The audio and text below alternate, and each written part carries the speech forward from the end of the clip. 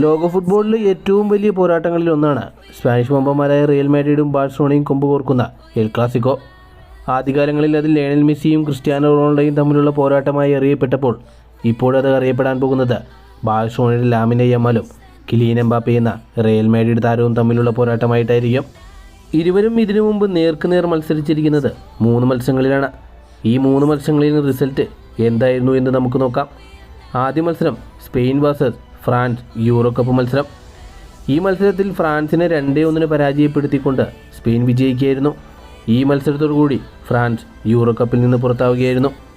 രണ്ടാമത്തെ മത്സരം El Clasico മത്സരമായ Real Madrid versus FC Barcelona La Liga മത്സരം. ആ മത്സരത്തിൽ 4-0 ബാഴ്സലോണ റിയൽ മാഡ്രിഡിനെ പരാജയപ്പെടുത്തിയത്.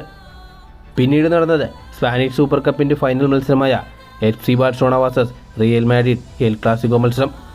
ആ മത്സരത്തിൽ FC ബാഴ്സലോണ 5-2 റിയൽ മാഡ്രിഡിനെ പരാജയപ്പെടുത്തിക്കൊണ്ട് കിരീടം സ്വന്തമാക്കി. ഈ 3 മത്സരങ്ങളിലും ഗോൾ നേടാൻ ലാമിനെ യമാലിന് സാധിച്ചിരുന്നു. ഇരുവരും തമ്മിൽ നേർക്കുനേർ പോരാടിയപ്പോൾ 3 മത്സരങ്ങളിലും വിജയിക്കാൻ ലാമിനെ യമാലിൻ്റെ ടീമിന് സാധിച്ചു.